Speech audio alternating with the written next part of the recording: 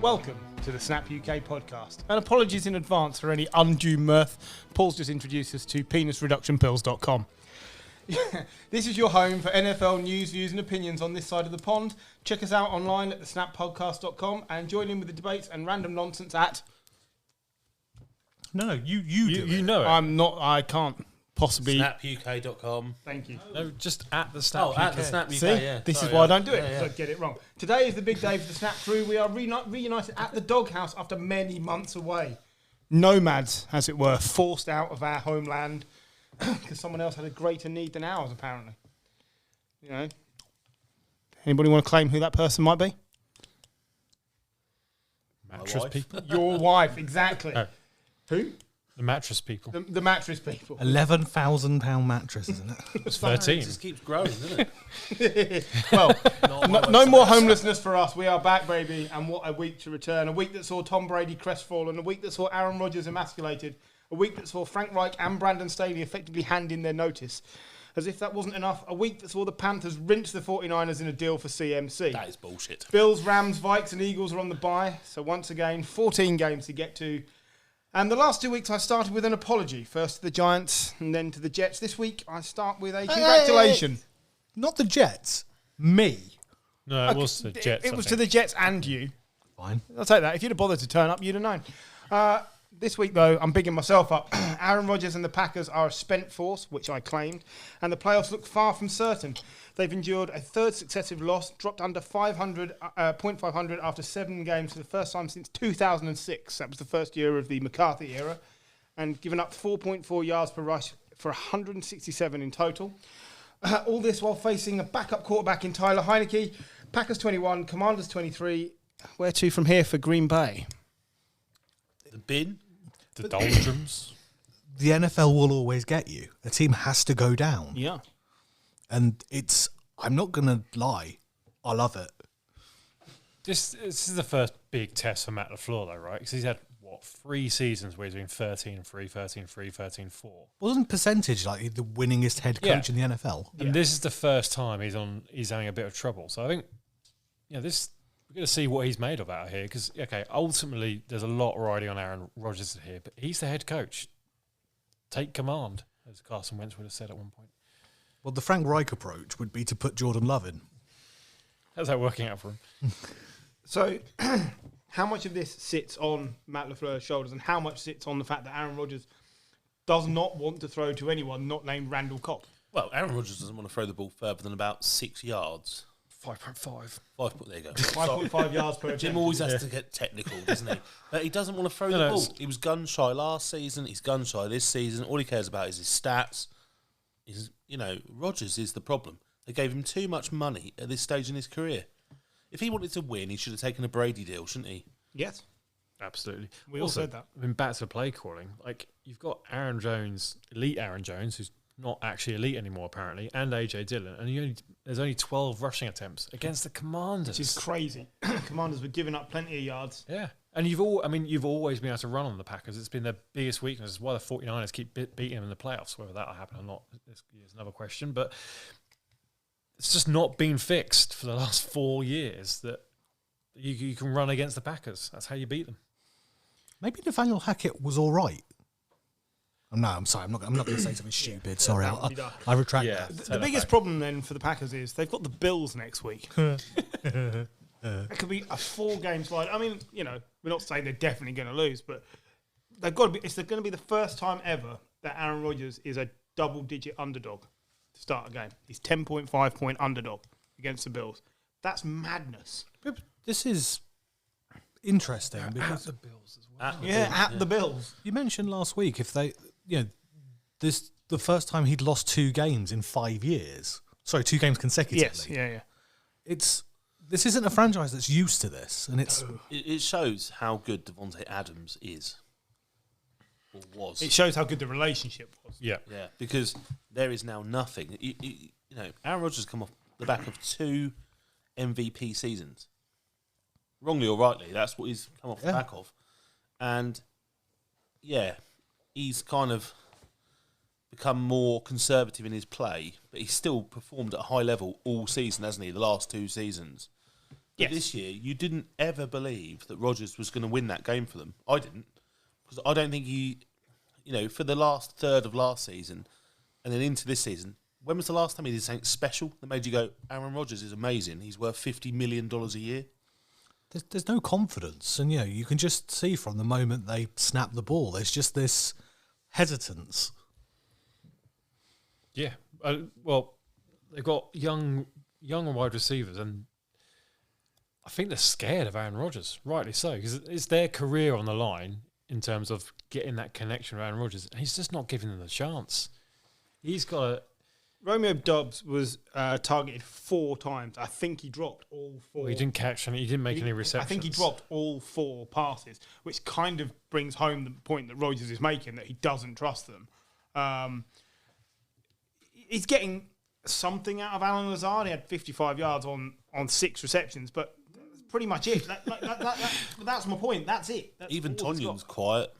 Does the He's odd had one thing. good game this season, I think, Robert Tonyan. I think Aaron Jones is... They've got to get him playing, haven't they? I mean, he had 10 targets, but you've got to put him in the running game, not the pass catching game, because that's what he's elite at.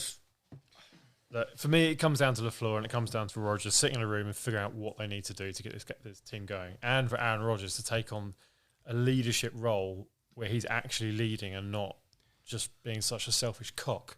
But there's the team ethic here. There's more to it than Rodgers. Yeah. There's more to it than Rodgers. You take what the Giants are doing. Right, I'm going to enjoy this while I can. The Giants' team ethic seems that everybody seems to be playing for the same thing. But you can't... Who is stepping up at the Packers? Because, you take other teams that you can see there's players who are playing out their skin. You take Mark Andrews at the Ravens, who's made himself the best tight end in the league.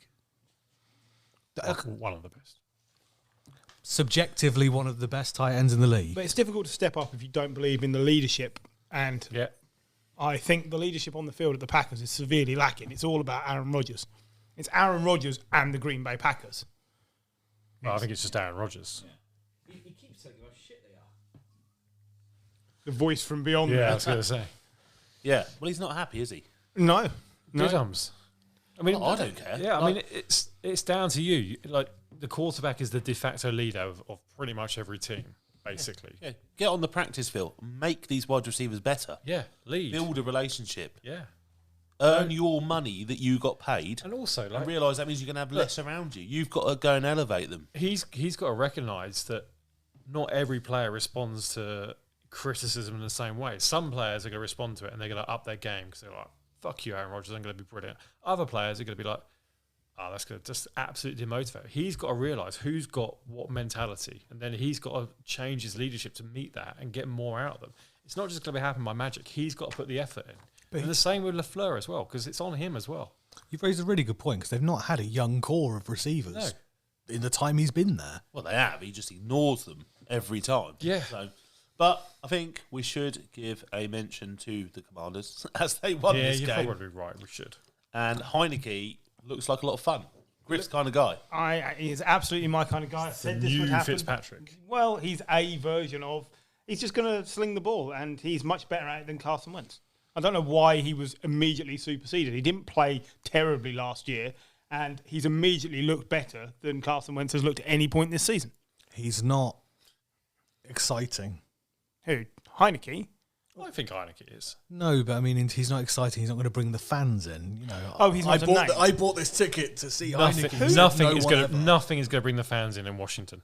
Carson Wentz didn't bring any fans in. He's not the face of anybody's franchise. But he'll bring in more than Heineke. A new owner would bring Yeah, fans that's in, literally the only thing that could change it. That could soon be a thing, as we know.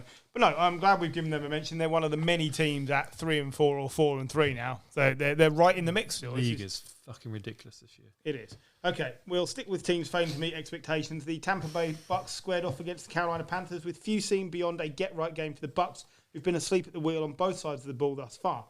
This is a Panthers team without their head coach, their number one quarterback, wide receiver, and now former first-round running back CMC. So the Bucks win this one, right? No. We'll get to the trade in a second, but first, let's pick over the stunning 21-3 victory for Carolina. Brady's done. He's joining Aaron Rodgers in the I've resigned early club. It's over. I think they call it quiet quitting these days. This just, for me, this was a blip.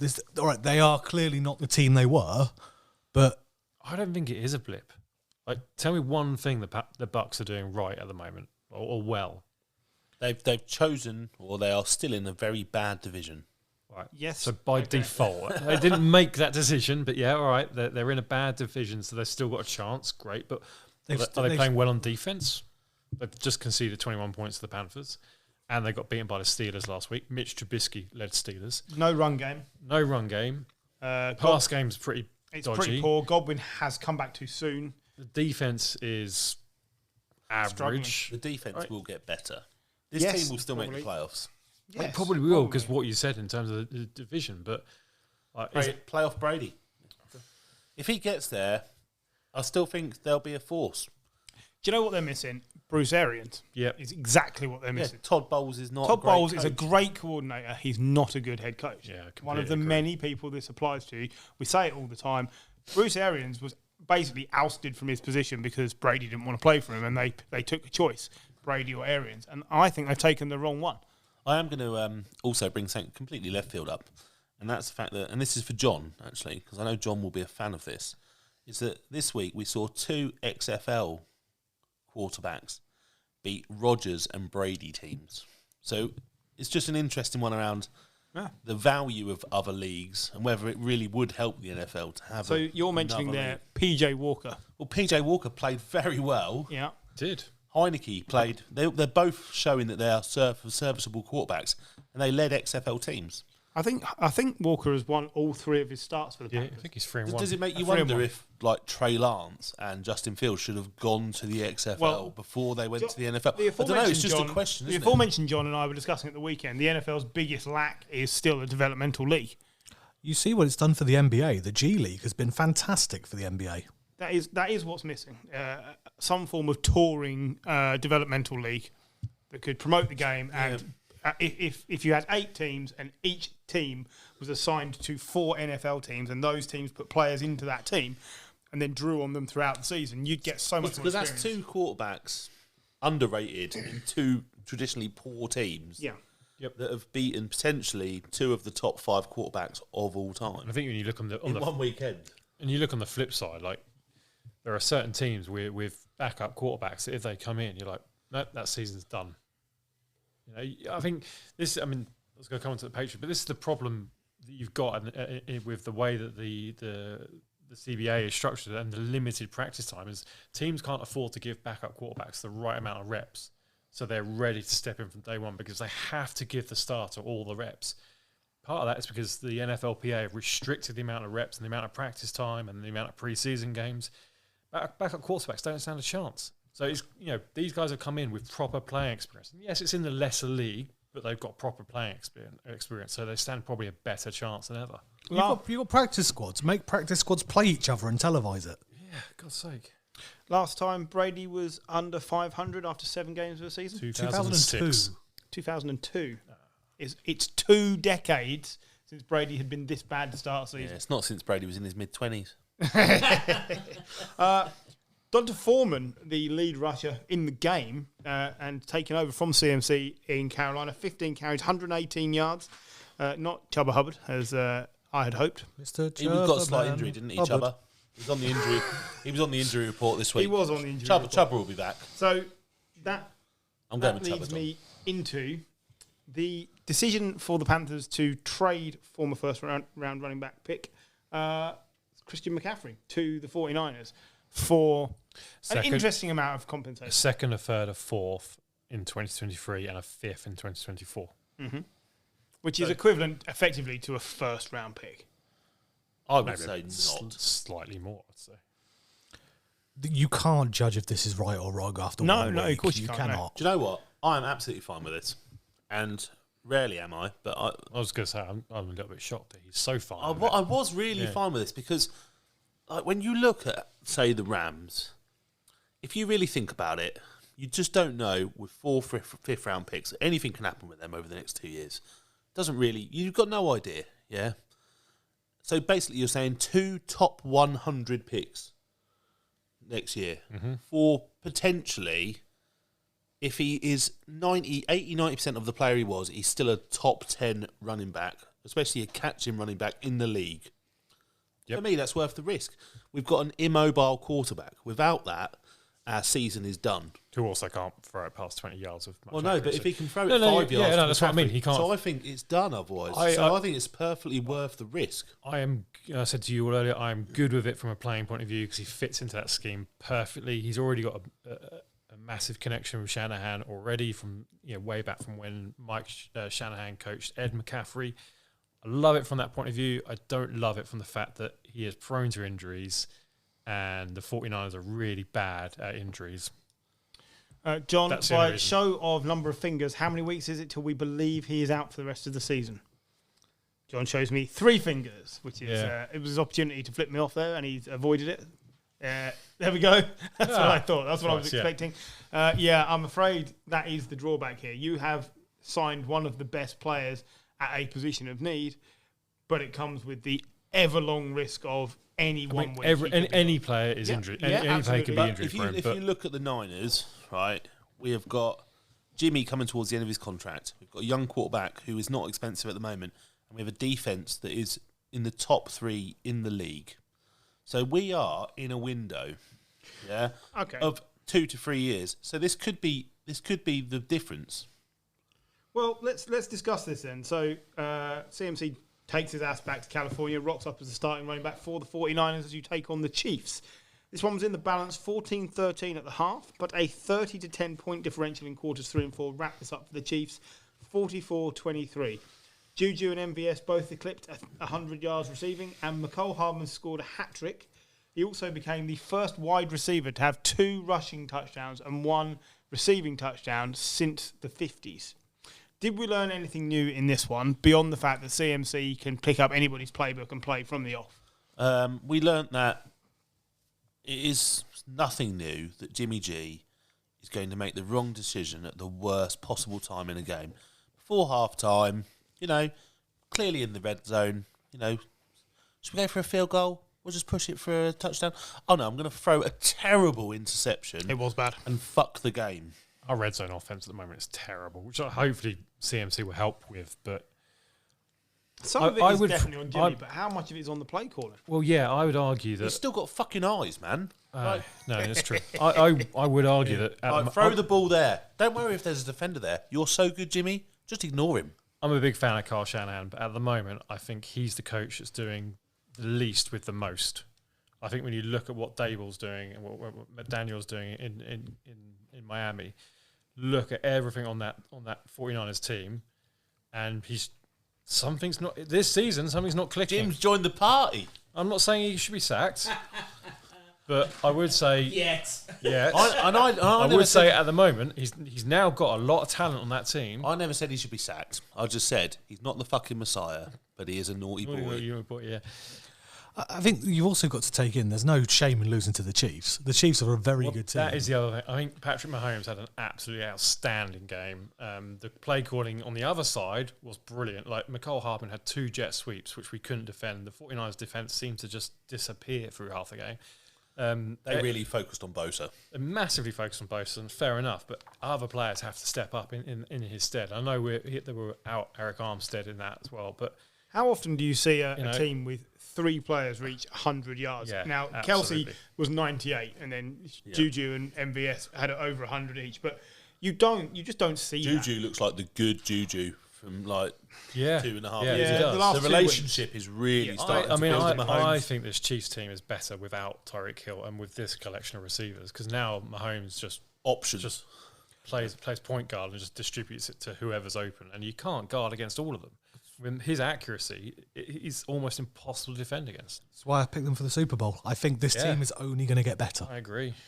Pacheco, 8 carries, 43 yards. You got it You right. mentioned him just so I get it. Wanted to say it right, just so I can get it in. But he was named as the starter. Yeah. But then he only had 2 more carries than Clyde Edwards-Helaire. And I think actually, as a duo, they make this team much better. You cannot lean on one or the other. I think Pacheco gives you that run through the tackle type mentality. He's a big guy. He's a bar through players. Whereas Edwards-Helaire is going to be that shifty pass catching, run it out wide back. Apart from Derrick Henry, is there any one team that's really just relying on one running back these days? The Giants. Yeah, maybe sack one. Okay. Maybe. So literally those two. Then anyone else?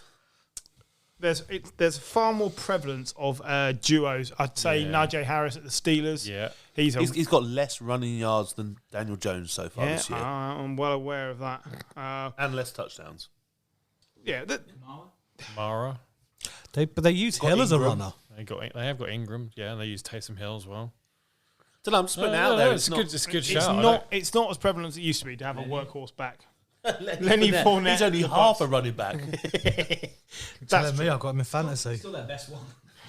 David Montgomery, I suppose, at the Bears, and they're shit. I mean, Jonathan Taylor at the Hines.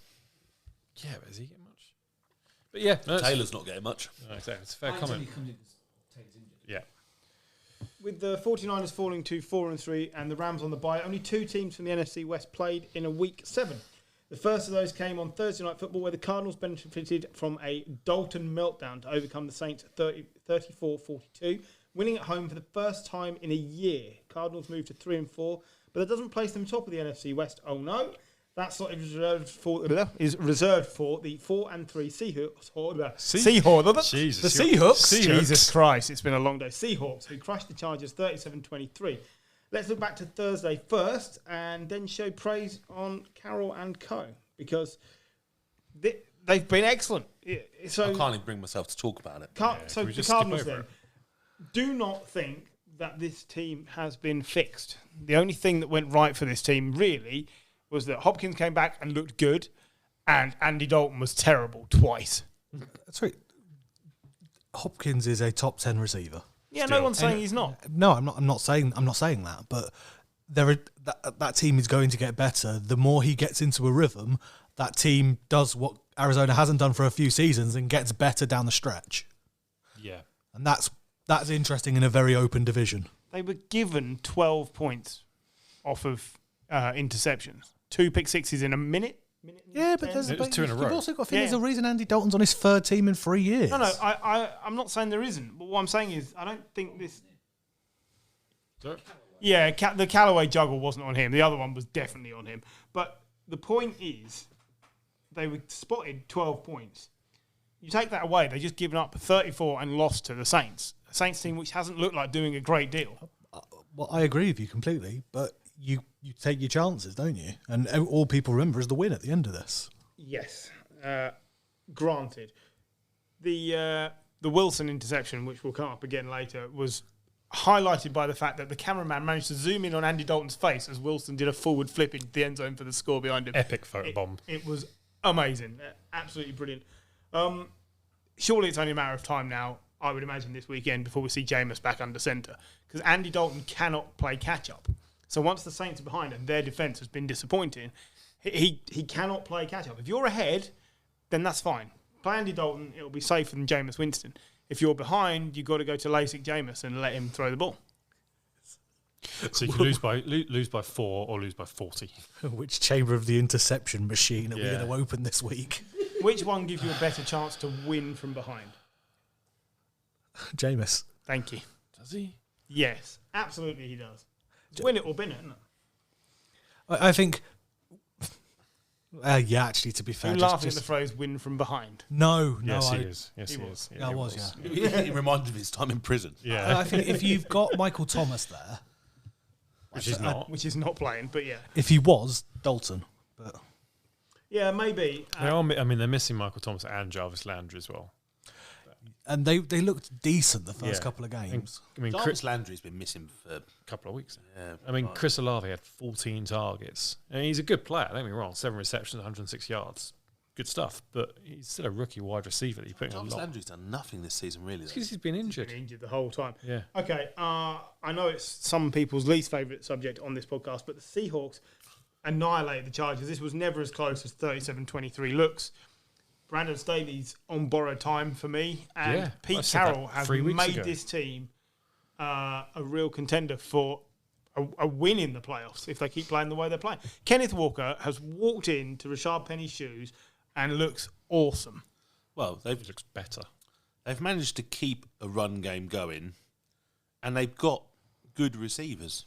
And Geno Smith has performed way better than anyone expected, and that's been enough in a topsy-turvy league. 2 more touchdowns this week. Yeah. I think he had an interception fairly early, but then he recovered from that. They did lose DK Metcalf to injury, but Going to be okay. Yeah, apparently. non-surgical, could be back in 4 to 6 weeks. It's good, because he's in 2 of my fantasy leagues. But it didn't seem to interrupt the flow for the Seahawks, which you think it would.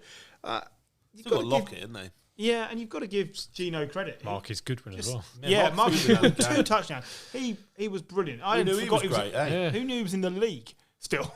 Like, He was fine at the Niners. He was good at the Niners. Good deep threat, just that we haven't got a quarterback that can throw deep threats. one of the biggest, if not the biggest, off-season signing was J.C. Jackson, cornerback to the Chargers, who has dislocated his knee in this game and will miss the rest of the season. He'd already been benched once this season, but the Chargers are struggling awfully on defense. They cannot keep anyone down. I don't know why they are so bad, Coaching. but that is the only thing I can think of. You've got players at every position. Actually, you know I said Carl Shanahan's in the least with most? Yeah, it's Brandon Staley Staley. might actually be doing the least Keenan with Allen most. came back for a quarter and then basically was rested because he didn't look fit. Why? They've got a bye next week. Why would you bring Keenan Allen back before the bye? People do stupid things when they're trying to save their jobs. It's a fair point. Terrible. He will not be in one at the end of the season. I don't Come think he on to will that be. again at another point in this. Yeah, I really don't think he will be. I mean, he's like, again, you have to wonder. He's got one of the best young quarterbacks in the league, if not the best. Well, not the best quarterback in the league, but certainly the best young quarterback in the league under 3 years experience. You know, why aren't they getting more out of him? He's no Zach Wilson. Like, Did Pete Carroll get a mention last year in your head quarterback head coach potential winners of the year? he didn't. Do you But not think he should have? yeah, I didn't realise either. I'll concede that. Pete 'Cause Carroll is doing the most with least. most with the least. Yeah, I mean, Absolutely. fair play. Geno Smith looks good. The defense You know- is doing way better than Defense everyone You is thought. know doing when well. Brady and Belichick split and everyone said, "Oh, we'll find out who was most important," and it turned out it was Brady. Yeah, the other way around. for Yeah, this. this is Carroll and Wilson. This was Pete Carroll at the moment, at least. Do you think that's why? I guess he has won a Super Bowl when he had some good players, and Russell Wilson was a rookie, so perhaps didn't have the influence or Yes, ego that he perhaps had, and he was able then to manage him. And now he's like got Geno Smith, who hasn't got an ego because he doesn't deserve to have one, and he's like, go and just play for your job. And Pete right Carroll now, can, Gino can have yeah. whatever ego he likes. Well, but yeah, he's no, just but I'm grateful for saying- the opportunity. yeah, exactly. Can you believe that there was a quarterback competition between him and Drew Lock? Imagine if Drew Lock was quarterback in this team. None of us thought that was the decider, was it? The happiest moment of my weekend is seeing Denver Broncos Twitter asking for Drew Lock. Can they have him back? Okay. Laugh. You guys are going and watch him on Sunday. For fuck's sake. No, I'm in for Brett Ripien. Playing their 5th divisional game in the first 7 weeks, which is mad, by the way, the Colts travelled to Tennessee to take on the Tetons, putting the last 2 leading rushers in the league against each other. This was a no contest, though, as Henry ruled the roost with 128 yards to 58 over Taylor. Following the game, Frank Reich announced the shocking news that Matt Ryan will not start for the rest of the season and Sam Erlinger will take his place. Frankly, this could be disastrous. Yeah, frankly. I was an Erlinger fan during his college days, and I pointed him out to Jim a few years ago, but he's not been mentioned as a starter because he's never looked ready. It's a sign of a coach clinging to his job. It's really offensive to Matt Ryan, a man they traded for, who comes with his faults, and we're about to get into it. Let the disagreements commence, I know, but Matt Ryan, on the days when he's been sacked 2 or fewer times, they've won 3 games. I don't see there being many disagreements here because this feels a bit. You remember when McAdoo was in New York and he took Eli Manning out just to be spiteful? It feels a bit like that. Just if I'm gonna lose my job, I'm gonna do it on my Gonna terms. take Matt Ryan. I think Matt Ryan looks terrible. Yeah, I do as well. I agree with you. He looks terrible, but because the O-line isn't what he was sold. Wow, tough They teams. thought the O-line was going to be excellent, and it's been awful. It's the highest paid. It should be the best. But it's not. And that's coaching. Is it not? Maybe, but Matt Ryan's an experienced guy. Matt Ryan can't move an inch. No. His arm strength is gone. He's become Joe Flacco. Yes. He has Well, become actually, I'd say Joe Flacco's probably above him Philip at the Rivers, moment. I think we all agreed on, didn't Yeah, we? he's Philip Rivers because he's got no In arm his strength last season. anymore. He's Peyton Manning. In a Colts uniform. Do you have the list of starting quarterbacks for the Colts since Andrew Luck? No, but Well, Jacoby Brissett. Erlinger's about to become, I think, the 7th or the 8th. Eighth, I think it is. Yes, you've had Brissett, hang on. Rivers, Case Hoyer. Keenum, he goes everywhere. No. Why wasn't Case Keenum there? Oh, here you go. You actually have got got it. Okay. He'd have been better than that. Is Scott Tolzien on there? No, Scott Tolzien was pre-Frank Peterman. Wright. No, you've made that up as well. But it's Brissett, Luck, Rivers, Wentz, Ryan, Hoyer, Tolzien is on there. Yes. And I think Erling will be the... Sorry, it's still loading up. unbelievable, Jeff. That's because we're out in the The dog. high gonna say, watermark for mediocrity, Scott Tolzien. Oh, that's harsh on people that are mediocre. Scott Tolzien was a terrible quarterback. It's, I'd rather have had Deshaun Kaiser. it feels a little bit like Denver, where like, oh, if you do this, that'll sort it, and there's far more to it. We've been saying that Frank Reich is in a perilous position pretty much all of last season as well. Oh, he's so done. Yeah, it's absolutely over for Frank Reich. This is a desperate move. He says that Jim Irsay is on board with this. The owner is on board, but only because he wants to see the team win, and he doesn't believe they can win with this. I mean, this is a... come out and say, no, actually, I think you're full of shit. Yeah, this is a... Irsay probably saying, right, season's done. If Matt Ryan's not fit for the next couple of games, realistically, the season's done. Throw in Erlinger, seeing what we've got. Yeah. Maybe we'll have something. And if not, we go into the draft next year and we pick up a quarterback. By the way, Carson Wentz was the one we were missing off the list. Oh, well, he didn't actually play whilst he was there. He kind of stood on the field and fucked their season over. The last six are Matt Ryan, well, be Sam Erlinger, who is... This is the key thing. He's not been mentioned ever. No one here at this table has heard him mentioned at the start of this year because he was deemed as not trustworthy with the ball, not ready to play. So you can have him. You have Matt Ryan, who we've just agreed is the most statuesque quarterback in the league. Carson Wentz, who's been awful for 4 years. Philip Rivers, who we agreed was the statue in the league at the time. Brian Hoyer and Jacoby Brissett. The best one on that list is Jacoby Brissett. Fair? Yeah. But what is Frank Reich doing? He's been picking most of these. It's just it. That's why he has to go. I mean, It's over. Is it him or the GM? I was going to say Chris Ballard's Chris Ballard's got got to take swinging as well. I think they both got to go. They've got a clean house. He's going to be blow it up, start again. going to be a great OC in Jacksonville. Yeah. I think you're probably right. We shouldn't move on without mentioning that the Titans are in the race to be the top seed in the AFC again. They are. I know they've got the Bills to overcome, but they are getting better and better every week. They're in a poor division. Yeah. So when you're in a poor division, you've always got a chance, haven't you? They're so uninspiring. You can't say they're going to be the top seed. I'm saying they're in the race. I didn't say they're going to be the top seed. This is They are like in the your race. Las Vegas Raiders are contenders. They should have been. I mean, yeah, look, they're in the race to be in the playoffs. That I'll agree with. In the race to the number one seed, fuck off. Don't know. They're in a terrible division. Yes, And so if they get 6 wins You there. cannot say they're not getting better every week. They're not getting better, but So if other They're teams regress beatable. to the mean, maybe the Titans are going up. But they get better because they play crap teams. yes. Yeah, bar well, three. that's also a I thing. think bar 3 teams in the whole NFL, everyone's at the mean. Yes. Yeah, but that's why the Patriots were the number one seed for so many years, because they were playing shit teams in the division all the time. The only team in the AFC with a similar winning streak is the Jets. Exactly. This has been really good, solid stuff from the Titans. Don't forget, in week 1 we thought Tannehill was done, and now he's back to playing solid football. He's not exciting. Henry's come back Of a bit, course. hasn't he? Because he was coming off an injury really still last season. I know he came back in the playoffs, but he wasn't the same, was he? So No, exactly. And, they've gone back to the game plan of running Henry as many times as they can. He had 30 carries. John, get yourself near a mic, because speaking of the AFC South, let's finish the first half of the podcast on a high for 2 of the crew. The Giants beat the Jags 23-17 to move to 6-1 on the year. 6-1 on the year. 6-1 on the year.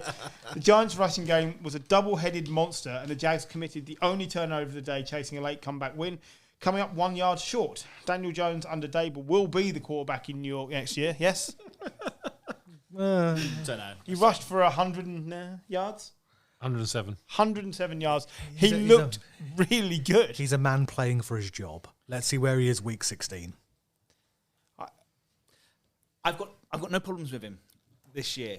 I think if you want to be an actually good team, you need a better quarterback. I agree. This is the problem that you'll get though: is Daboll likes his man.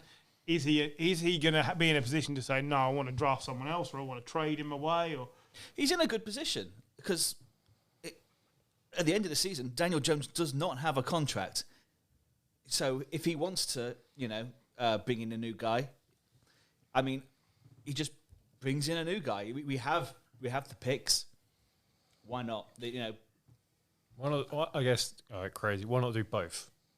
Draft a guy with a first or second round pick, and then put Daniel Jones on the franchise tag. Yeah, because then at least you've got a guy who apparently I don't think he needs him. I don't think he's going anywhere because no other team is really in the need for a mediocre quarterback apart from the Colts, who will probably pick up. I mean Texans, Panthers. Well, Texans can. I mean, the Panthers are stacking mediocre quarterbacks. Yes, possibly. I mean, if you wanted a guy who throws a slightly bad ball and is mobile, I mean, why isn't he at the backup at the 49ers? But he's doing a fine job. Well, I'm saying he's more mobile than Jimmy G, and he throws a slightly better ball. Don't tell me you fit. Oh, no one's disagreeing with you. Doesn't throw a better ball than Jimmy G. You're not near a microphone right now, Gary. Jimmy G is saved. The McCaffrey might save Jimmy G because Debo and McCaffrey are yard after catch monsters, and that's the only thing that saves him. But anyway, back to the Giants. We're 6-1. Yeah. Let's just enjoy this while we can. Yeah. The only team with a longer winning streak in the NFL is the Eagles. And they also the first team ever to go 6-1 and have each of their first 7 games decided by one possession. Yeah. It's never happened before in the NFL. It's crazy. Your games have been crazy close, but you're winning. That's the thing that worries me. Like, we're not... Because eventually stats catch up with you, and one possession wins become one possession I don't agree with losses. that. I think learning how to win and winning by a close margin, I think that's fine. You guys mentioned on here last week around the importance of confidence. Yeah, exactly. And my God, this team is running on confidence. Yeah. I know, but all it takes is for instance, a Thibodeau missed tackle, and suddenly the Jaguars have scored. We're playing with fine margins. I'd like to see the margins increased before I'm getting really confident that we have the guy for the future. Because we don't concede a lot of points, but we also don't score a lot of points. What would you? I mean, records aside, what would you prefer right now? Playing the way you're playing and winning, or playing the way the Ravens are playing and 3-3? Oh yeah. But they're the ones that Ravens are leading their division. Yeah, no, the Ravens are throwing away wins though. Yeah. I'm just talking about going forward. I'm saying, I just think we're playing really well at the moment. I think going forward though, we need to increase the margins. Defense is doing fine. I think we can still add to it.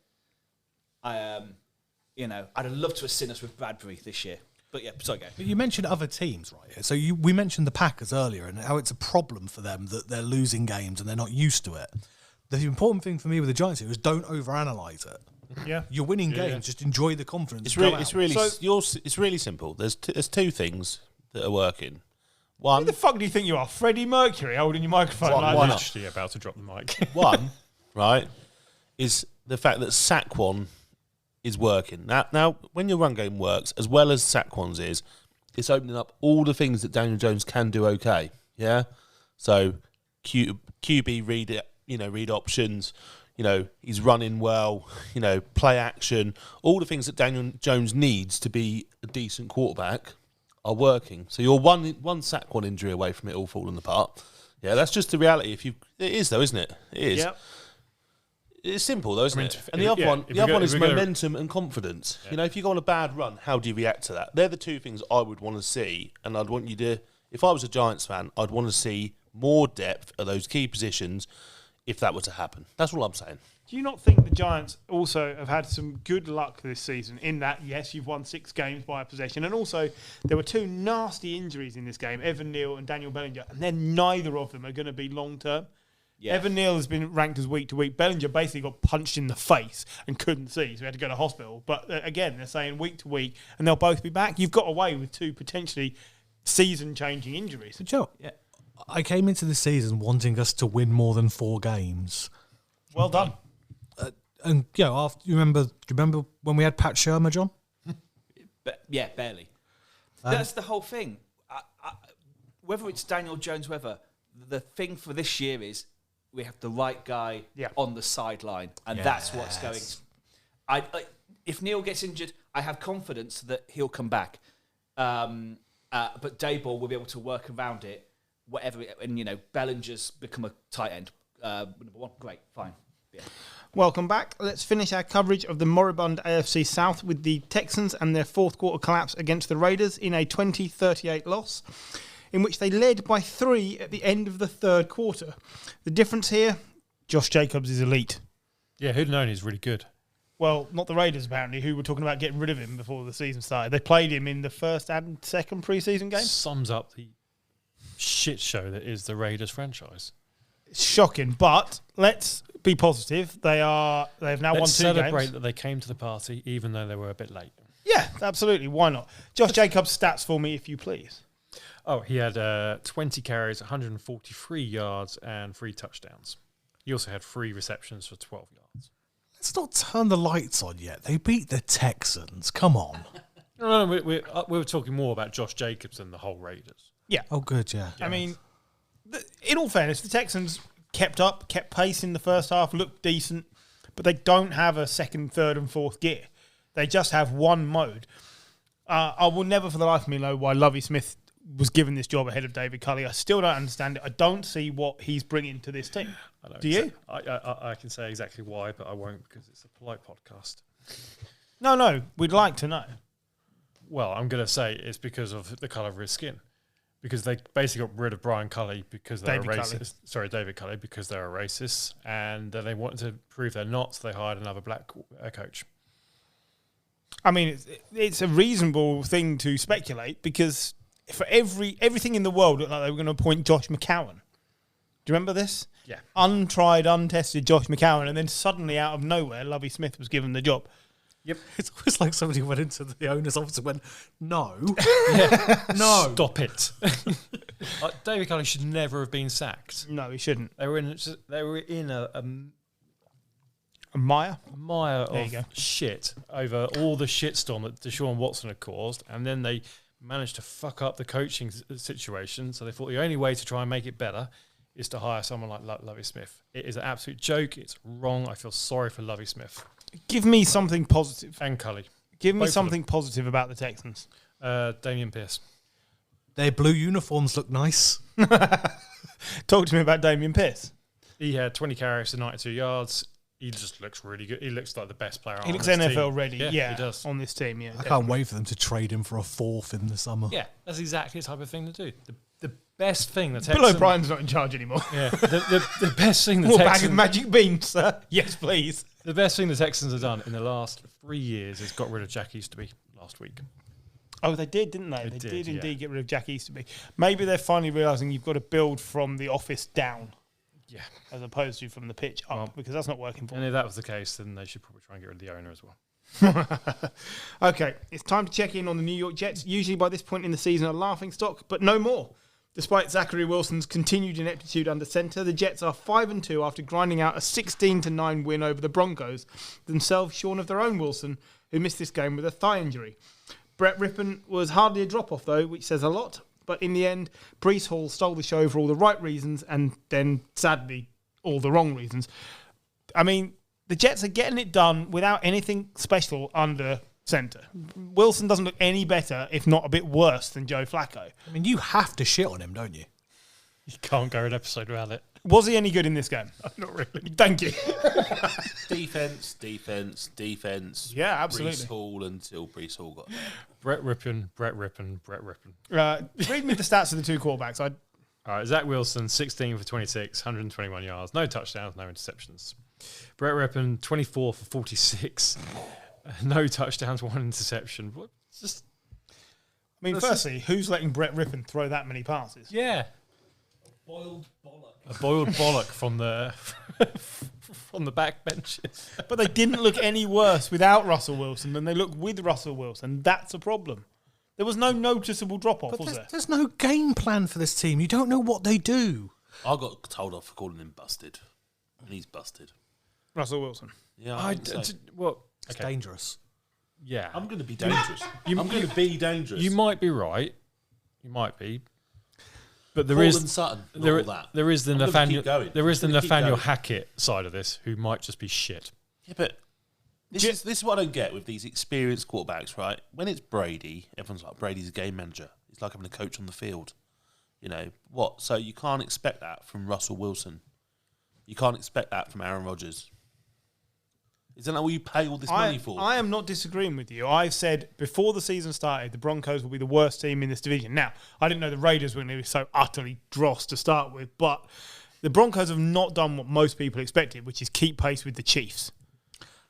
I wouldn't say they were going to keep pace with the Chiefs. I just felt they would, Be better. at this point, maybe have won There's a lot three. of people around this table that said all you had to do was plug a quarterback into that team and they were Super Bowl we contenders. all said it. I did not say that. You did. I did not. I said they'd be Everyone- comfortably Some the of us worst. said it louder than others, James.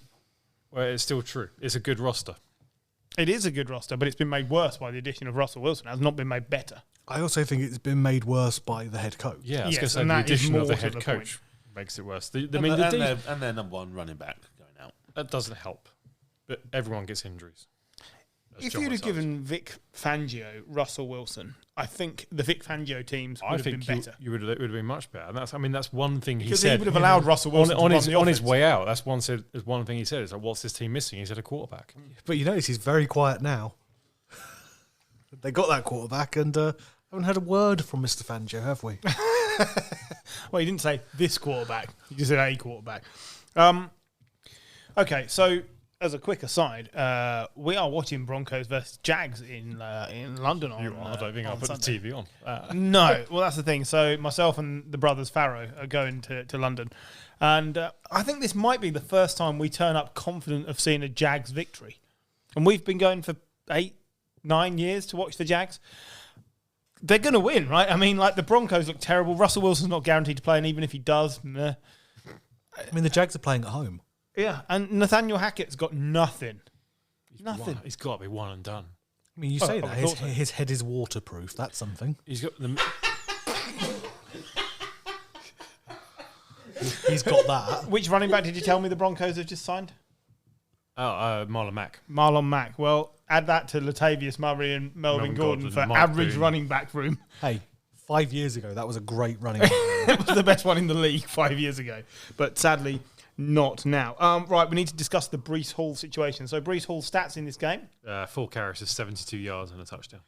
And then a torn ACL. And a torn ACL, yeah. And issues with his meniscus as well. Yes, he's done the meniscus as well. I think the medical term for it is fucked.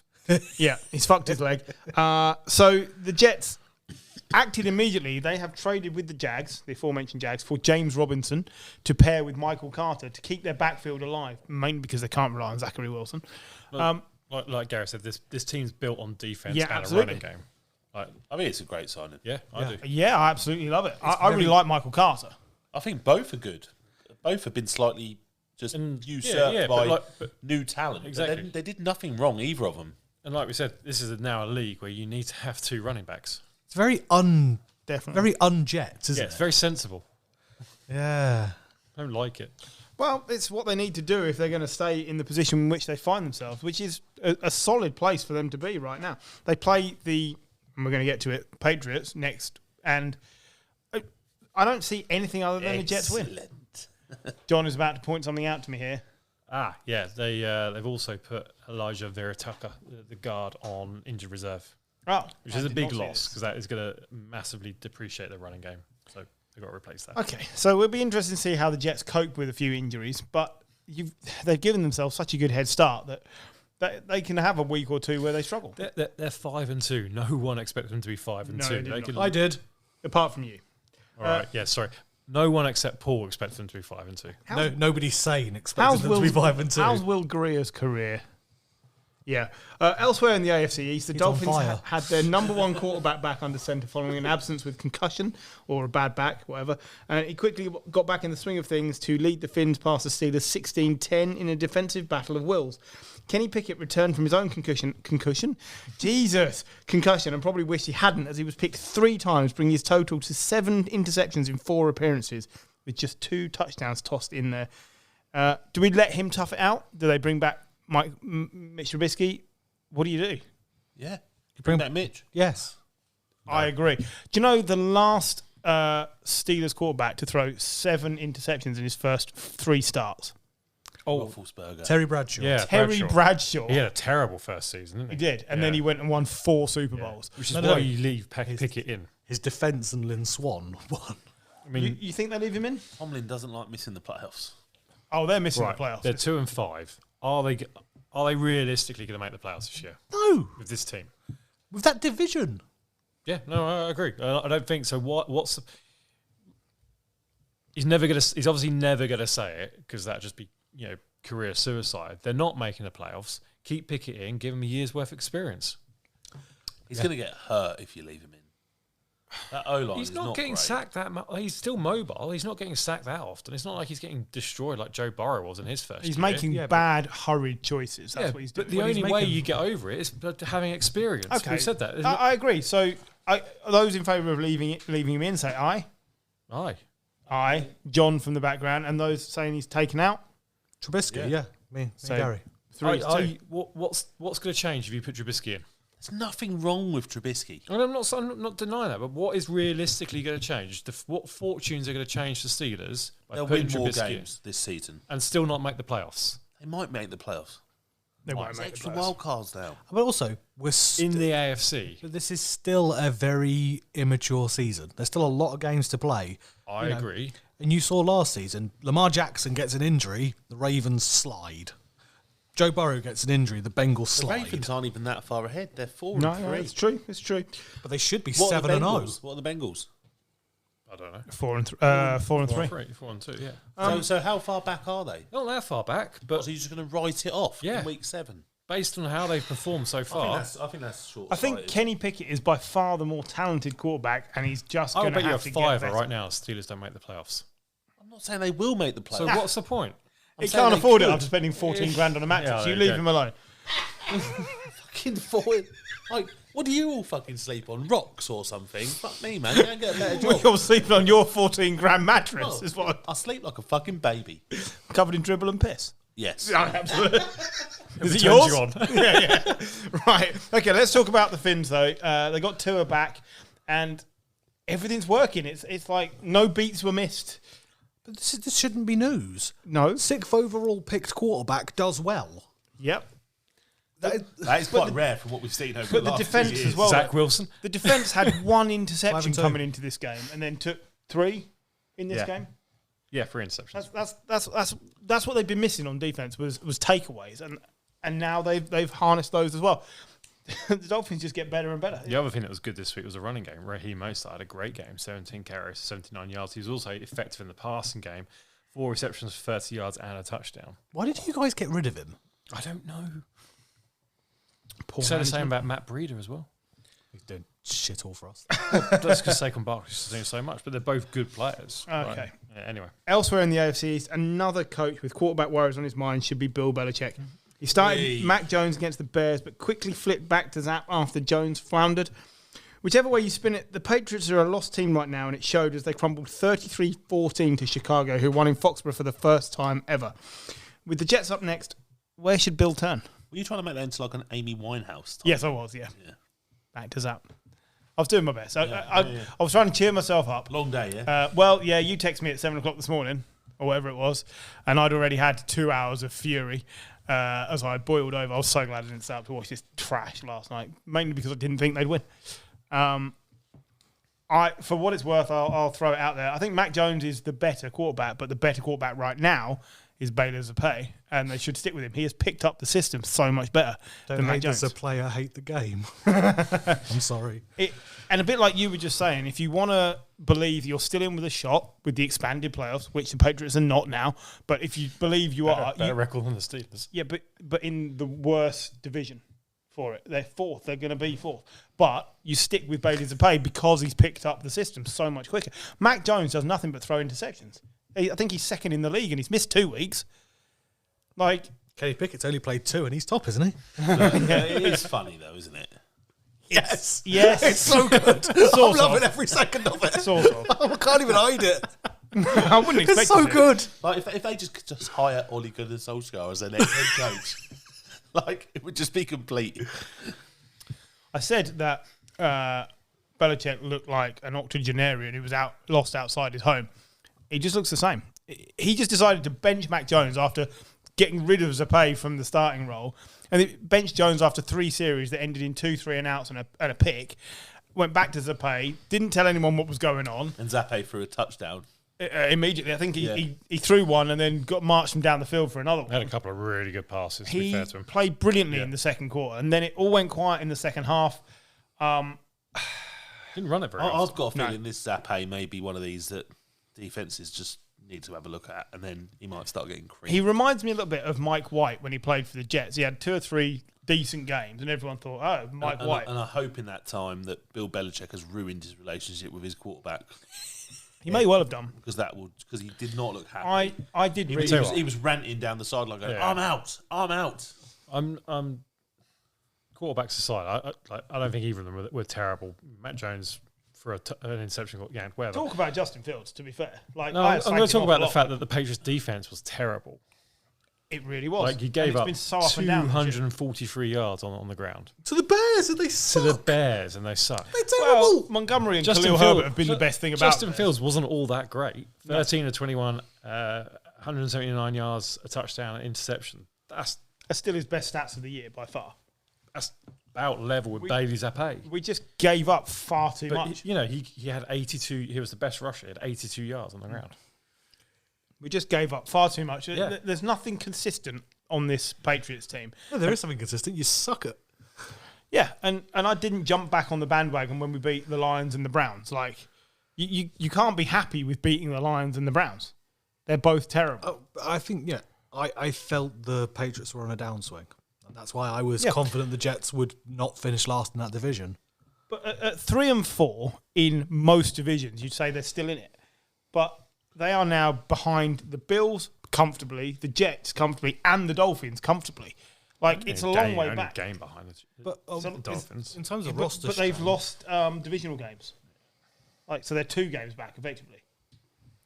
Jets have lost Breece Hall. Jets this weekend. But it's Jets, Colts, lost Jets. Breece Hall. I don't think it matters. I do. So I think if you win that game, then it's close, isn't it? Really close. Jets, Colts, Jets. it's That's your next 3 games. So it's a deciding period for your season coming up now. Yeah, This is when Bill will come into his own. When we entered this bit, though, Lions, Browns, Jets, Colts, Jets, I said we had to go 5 and 1 in the next 6 games. And these were the first 5, and then there's somebody else that's quite decent. I don't think there's a chance. I think it's going to be 3 and 3, and I just don't think we're that good. That's okay. You can't grumble. Like I said to you at the start of the season, you can't grumble when you've won all the Super Bowls and you had Tom Brady for years. But you can look at it and say it's the same thing every week. He's appointed the wrong staff. Been unlucky to lose Mac Jones, but Mac Jones hasn't picked up the new system. You found a quarterback that has, but he's not Mac Jones, so you didn't want to start him, and then you just changed your mind after a quarter. If it was any other coach, we'd be slaying him. Any other coach had done that. To slate him. Yeah, but you're not. Because everyone goes, well, it's Belichick. I'm slating him for the defense. It was terrible. Belichick, total dick.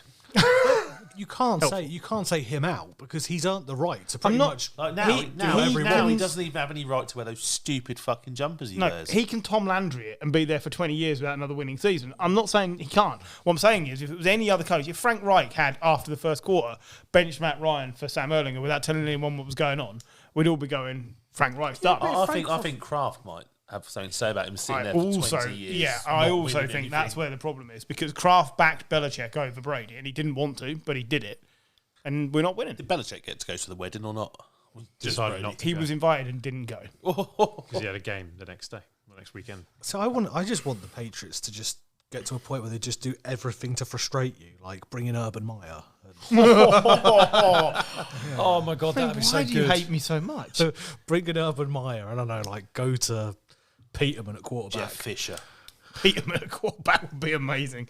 Okay, the AFC North had its in-house battle underway on Sunday. The Ravens have thrown away 3 games already this year, while the Browns haven't lived up to anywhere near their potential, despite Chubb leading the league in rushing yards.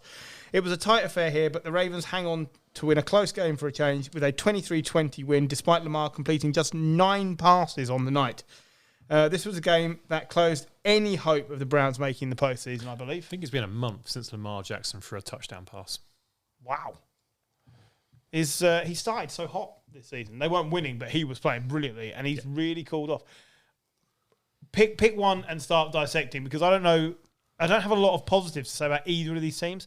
I know the Ravens have got a winning record, but if they made if the playoffs were tomorrow, the Ravens wouldn't be favoured to beat anybody. No, I think the biggest benefit for this is the fact that the Ravens managed to still win, and that's not been what they've been doing over the last few weeks. They've had leads and they've lost it. We've moaned about the fact they've not been able to find a way to win. They've won. They got fucking lucky because they almost drew it with a missed field goal by. How long is J.K. Dobbins out for? No idea. Gone on IR, hasn't he? So 4 4 or weeks 5 at weeks. least. 4 weeks. Yeah. Gustabus, back. yeah, absolutely. Still Kenyon Drake. Ravens are top of the division Yeah, they are. and could easily be at 6-1. Yeah, exactly. Yes, but there's nothing you can hang your hat on each week and say they're going to make it work. I just feel like at any point in time they're liable to collapse. Yes, every year we've watched the Ravens and said, well, at least the defence is good. Not And this year. it really isn't very good. On paper, the defense is brilliant. 2 years we said this about the Chiefs, and they went white hot into the playoffs and won the Super Bowl. It's not won in week 6. It's quite interesting when you look at some of the standings, actually, because we do kick off at certain teams, certain coaches. You know, like the Chargers are actually second in Division 1 game back from the Chiefs. Yep. And we're just, suggesting they sack their coach. So sometimes we're a little dramatic, maybe, at this point of the season. I disagree, because they should be ahead of the Chiefs. That's bullshit. No, they've been in positions to be ahead of the Chiefs. And if you don't take advantage of those things, you're never going to win. You've got a bullshit button over there. Just any button. Bullshit! No one would have sat around the table and gone, the Chargers No, should be you're ahead of not the Chiefs. sitting around the table saying that. What you're saying is the opportunity has been there, and you Not- won't get not many of should those. be better than the Chiefs. This Could be season, better. they've No had the way they opportunity. should. They almost beat the Chiefs. Exactly. In Kansas. I like the But idea you're saying of- they should be better than the Chiefs. I'm saying right now they should be No, ahead I'm of the just saying Chiefs. They could be ahead of the Chiefs if they'd That's won a that different game. thing, though, isn't it? Just putting it out there, that's all. That maybe we're being a little harsh. I mean, if we take away from this game, the Ravens should have won, the Browns should have lost. The natural order of things happened. And Staley should be fired. He makes too many big decisions wrong. Yep. They should be beating the Chiefs because they've messed up big decisions. Yeah. Speaking of big decisions wrong, Kevin Stefanski. Who? Kevin Stefanski. Easy for you to say. I know. Pacheco. You're not one to talk right now. Pacheco. You've butchered half That's the running all order. all I had to learn for this week was Yeah, Pacheco. and not the rest of the running order. Twitter name. And the Twitter name. I'm never learning It's that. know that either. yeah. Anyway, Stefanski made a lot of odd decisions. Didn't run Nick Chubb enough. Chubb's the leading rusher in the league, and he only got 16 carries for 91 yards. Like, what the fuck are you doing? Jacoby Brissett is Jacoby Brissett. He's a holdover until Deshaun Watson is back. That's not going to be for another few weeks. They've got another tough run in. They're 2-5. They realistically could be 2-7 or 2-9. I don't know what their next few fixtures are. So the next 4 games: Bengals, Dolphins, Bills, Bucks. Oh, they're losing 3 of those. Yeah, They may even lose 4 of those. they could quite easily be 2-9 by the time that Deshaun Watson comes in against the Texans. They And need they to- get everything they deserve for bringing Yeah, I him mean, in. I've got They no needed to be complaints even. about that. When he got Yeah. back, they needed to be even. They would have been in with a shout. And they're not going to be. No. Because they're making silly decisions. If I was given Coach of the Year, I'd give it back. They had a second down. They were 2-3, and they passed it both times. You've got Nick Chubb sitting there. It's madness. Stefanski has struggled. It's almost like he just second guesses himself. He thinks, well, everyone knows we're going to run, so we won't run. But Kareem people know you're Hunt- going to run because you've got the best running back. Yeah, and there's Kareem Hunt's out there as well. He only had 5 carries. I know he only had 4 yards, but give him a chance to warm up. He Seems a could bit go to crazy. the Jags as a backup. They won't get rid of him, though. But yeah, he could. Bengals have now won 4 games in a row after their early season form, beating the Falcons 35-17 in an entertaining game where Joe Burrow put up 481 passing yards, 3 touchdowns, and a rushing score. The Bengals ended with 323 total yards more than the Falcons, and they look back to business here. Yeah, they look fucking amazing. This was Super Bowl bound Bengals, Yeah. is what this was. They're a team that needed time. The roster has improved. They could be scary by the playoffs. You mentioned the Chiefs earlier having a number of players close to 100 yards. Tyler Boyd, 155 yards. Jamar Chase, 130 yards. T. Higgins, 93 yards. It's beautiful numbers. Hayden Hurst had 48 yards. And he's a bang average tight end. If I was a GM, I'd go in with those stats and ask for a contract extension. Yeah. I mean, and Joe Burrow had most of his damage in the first half. I think he had like 300. He was on for the first half record, wasn't he? Why didn't they just keep their foot on the gas and give him the opportunity to get the single game passing yard record? Playing the 'Cause he was on Falcons, it. you're already gonna playing- win. Exactly. He could have won. He could have easily have got up to 600 yards. With regards to the Falcons, Algier at running back, who's taken over from Patson's, actually played all right. Like Fine, yeah. John and I were watching, and we were saying, like, there's not a noticeable drop-off in their running game. It's the passing game that's struggling without Patson. They've got no quick release out of the backfield now. What did they get out of Kyle Pitts? Is he even playing? Like, I Don't barely get me heard his name. started. My And time. Drake London. Kyle Pitts and Drake London had 4 receptions between them for 18 yards. See, that is a symptom of playing Marcus Mariota and not having the threat of Patterson for other teams to have to cover. But you could make it easy by having Pitts run more tight end type routes. Like he's trying to use him as a receiver. Just run him across the middle. Did you run a tight end route once, Paul, when you couldn't find toilet roll? Yeah, shallow routes across the middle is all he needs. Kyle Pitts is going to have a fantastic game next week. Who are they playing? I don't care. I've dropped him from fantasy, and I guarantee he'll get 4 touchdowns. Playing the Panthers. Oh, Yeah. Christ. My other option is Taysom Hill. Swings and roundabouts. Either way, I get rid of one of them. They're going to be brilliant. Okay. The Bengals, though, surely bound back for the playoffs after a terrible start. Do we just give them a pass on that? They had to re-gel after losing some pieces? Remember, Burrow didn't have a pre-season either. No. Neither did that O-line. Yeah, That's exactly. a brand new O-line, and that is going to be scary by the time we get near the playoffs. And I still don't think we've seen the best out of Joe Mixon this year either. No, we haven't. Like, he can He's only better improve. this week, but still not brilliant. Okay, and finally, the Lions, crushed by the Cowboys in Dak's return game, 24-6. This game was closer than the final score suggests, but Detroit lost the turnover margin 5-1, and with that went their hopes. What's the name of the show that they were on? Hard Knocks. Were you going to suggest it was all or nothing and it's absolutely nothing? Yes. Yeah, Oh, that joke's fell on its shame. place, hasn't it? Dan Campbell's message isn't working. Gary, over to you to tell us why. Well, because it's not all just bluster, is it? You've actually got to put a roster together and come up with a game plan. It's not all just, like it's that's part of it, leading the team, motivating the team.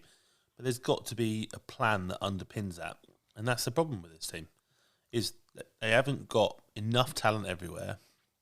Goff is passable, but not good enough. Basically, doesn't go and win games, and they're still a poor organisation. They have been for years. So just because the head coach, talks well to the media and he seems like he leads people in the way we like to watch, doesn't mean that they're going to win games. Everyone thinks Belichick's a dick, but he wins games. Nobody wants to go for dinner with Pete Carroll, but he wins games. I'd like to go for dinner. Would you? Hey, seems like a good guy. You choose so much. It wind me up. Yeah, but you get senior discounts. Yeah, exactly. You'd have to eat at like 4, though. I'm good with that. Tell me about Dak's return. I didn't think he looked that impressive in the first half. They were struggling, and Took then him a while to warm up. yeah, and then he got going. The run game got going. I think Pollard may have outgained Zeke, but Zeke had the 2 scores. Again, it's another team that's gone and is now comfortable being a 2-headed running back system, and it works really well for them. Zeke looks fresh when he runs the ball now because he's not the bell cow.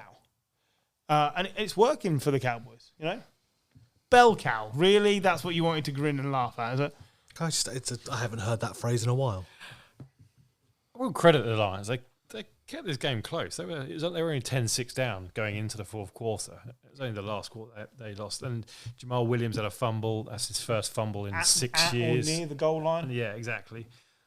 I don't think that. I mean, they have suffered with injuries. DeAndre Swift's not around. Amon-Ra St. Brown Everyone came gets back. injuries. Everyone gets injuries, yeah. Amon-Ra St. Brown came back, had one catch for 4 yards, and then went off again. I think that's just been a bit unlucky. But at least the defense didn't give up 40 points. But now the offense has just stopped working. They've scored 6 points in 2 games. The Lions won a game yet? Yeah. 1 and 5. One game. Yeah, one one and and 5. 5. How many How many more- times can you get unlucky? That's exactly what I was going to say. How many times can you get lucky? Well, I haven't Depends got on the lucky for price of years. the Yeah. Anyway, they've got they haven't got an easy schedule at all. Go on. Dolphins, Packers, Bears, Giants, Bills. So Packers is their best shot. Yeah, it looks that way. Wow. I mean, Wow. possibly. Keep that head held high, Dunk. Okay, that rounds up the games from last week. Quickly, then, I'd like you to have a look at the conference standings and pick 3 teams from each conference that definitely don't make the playoffs. That's 3 teams from each conference that do not make the playoffs. Okay, so I'm going to start with the NFC. Go on. The Lions, Yep. Yep. the Commanders. Definitely don't make the playoffs. Look at the other teams in the division. Okay. Don't know why I went really high. Panthers. I was gonna say the Bears. Well, we've got to narrow it down to 3. So we'll start with the NFC because that's where Paul has started it off. I want consensus. So the Lions, yes, Definitely, we have yeah. consensus. Yeah. The Commanders definitely don't make it. I don't think they make it. I'm not putting them in the list yet. I'm not putting I'm them in. not actually Tyler Heineke's a boost for them. Okay, the Bears. I will say the Bears I definitely will don't say the make it. Bears, and I would say the Panthers. Definitely the Panthers. And Definitely don't make it. They are 2 and 5. right, so I think we can agree on the Panthers, right? Yeah. And then we're between the Bears and the Saints. Okay. Out of those two, I'll go Bears. I would also go Bears. So the Saints just about still in it for us. In the I mean, not AFC, really, but this like- is why I only picked 3 and not 4. Yeah. In the AFC, your 3 teams. I am nominating the Patriots. They are not getting there. The division is That's too a good. stupid pig. The division is too good. Right, I'm going Raiders. I'm not ready to say that Somebody yet. told me they were contenders. Last year. That's not this year. All Right, right, I'm going Texans. Texans. Right, Texans. We're all agreed on the Texans. Jags. Jags. I'm saying Jags. Yeah. Okay. Go on. Who else have you got? Yep. I was going to say the Broncos, based on the strength of their division. Well, what about the you're only Browns? having 3. Who? Browns. Yeah. So I think you could take Broncos because they are 0 and 2 in the division as well. Okay. So I'll give because you. they suck. I'll give you the Texans. What about the Colts? I'll give you the Broncos. Oh, good lord. You cannot. No, they've got that draw that might help You them. cannot name 3 teams from the same division because the chances are one of them will sneak through. So if you've got the Texans, There's no guarantee of that. no, but you've got the Texans and the Broncos, you definitely want to say the Jags are done. I don't think the Jags are definitely done. I'd say the Yeah, Colts I are might take definitely that back, done. actually. You think the Colts are definitely done, Oh, even though they're ahead of the Jags. 100% the Colts The are Colts done. are only 1 game back from the Titans. I'm not prepared to say the Raiders, Colts man. are The definitely Raiders are not getting back. I think the Broncos are so shit. They're out. The Broncos are so shit. They're ravaged of injury, and they have a boiled bollock head coach who is inspiring no confidence. So the Broncos, the Texans. Broncos and Texans. Broncos, Texans, I'd say Browns. Their running is so hard, and by the even time though they're ahead of the Steelers at the moment. I pick them. I've mentioned them both. You've got to pick one. The Browns are shit. Anyone comfortable with the Browns? Yep. Yes. Wow. There is a certain quarterback still to come back there. They could be 2 and 9 by the time They he comes could back. be, but they might not be. I'm not sold on that yet because they're ahead of the Steelers. I'm not sold that you can say that yet because that is just So- that's just the way these things tend to go. So They're ahead of the Steelers just on record. who else? Broncos. We'll go Broncos. Broncos are Yeah, 0-2 okay, in so the we've division. got Broncos and Texans. We've got two. Raiders. It's not the You think Raiders. the Raiders are going to catch the Chargers and the Chiefs? I'm just saying they might be good enough to rack up wins. I think they're getting better. How are we not saying the Colts? We've mentioned their coach is Because going they're to get fired. 3-1. Because that draw might They're be enough. so high up compared to the Jags and the Texans. Okay. All right. I think the Steelers, but I will go Gary and the Raiders because I agree. I'm not taking the Raiders. I don't think the Chiefs. I don't think they get past the Chiefs and the Chargers. Steelers, just take the fucking Steelers. Can we agree lots of teams aren't very good? Yeah, we can. But this is why I made this difficult by saying 3 rather than 4. You want to keep nominating. I will keep saying the Patriots because of the division. You look at the division; up. it's the hardest division this year. There's no way. Look at it. Look at No it. way. With 10 games to go, we're putting the Patriots as not making the playoffs. You're only a game behind the Dolphins. Yeah, But I'm not listening to it. There's 3 teams above them that are all better. It's the division. It's not the conference. It's the division. No, you only That's the asked us to problem. look at the conference. I mean, that's how you look at it. I'm not ruling him out. Okay. John's not ruling them out. I'm not Oh, ruling them I out. heard him not ruling them out. Right, you've still got to pick one We team. said Steelers Consensus. because we want to go to bed. What he said. Why not Browns? I'm sorry, why not Browns? Yeah, let's go Browns. Because they're going to get Rapey Boy back. All those in favour of Browns? Me. Okay, Browns carry it. We'll take the Browns. That's fine. Fine. So Who the do we Browns, go with? The Browns, Texans, and the Broncos. Right. Eliminated. Okay, well that was lively as I was hoping it to be. That's why it was in there. Sweetest play of the week nominations, please. I'm taking the Willis interception of Andy Dalton because of the forward flip into the end zone. It was amazing. It's great. It's brilliant because of the camera angle as well. Yes, it is.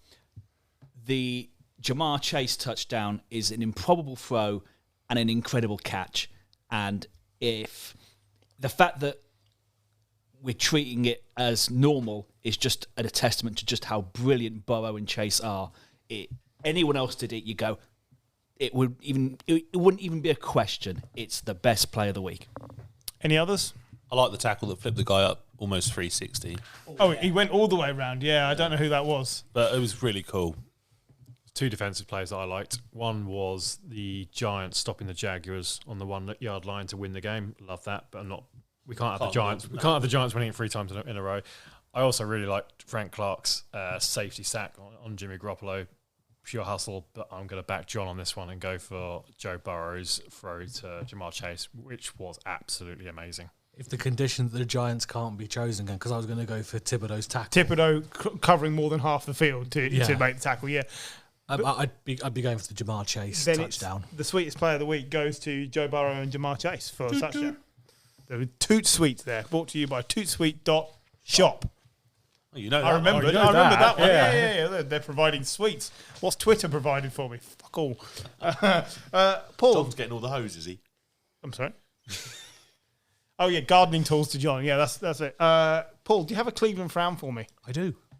Go on. I'll be very quick. So That's what I heard. Paul's thumb in a pun.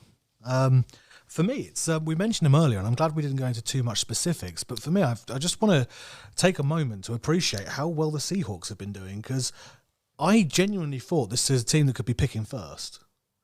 And that was hasty. That felt like something we would... He plays for the Jaguars. Yeah. You got me. That we were too quick. Because you actually look at the strength of the roster, the only weakness really was Geno Smith. They've got a good wideout room. I know Penny's now got injured, but Walker was a relatively high draft pick. Penny showed he could be decent last season. It's an okay team. And for me, this is why I really wish for me, this is the wait and see Hawks. I think sometimes we're... Jesus Christ almighty. They get worse.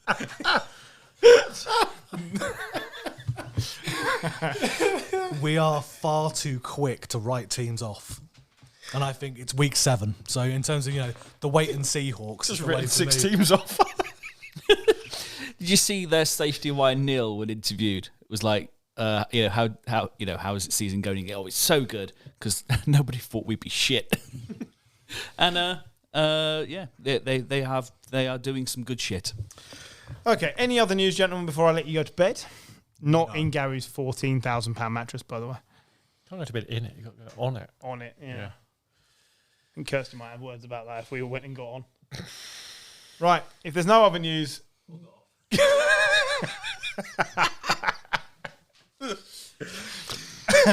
Thank you. This week's show was brought to you by penisreductionpills.com and tootsweets.shop. Good night. We'll be back next week.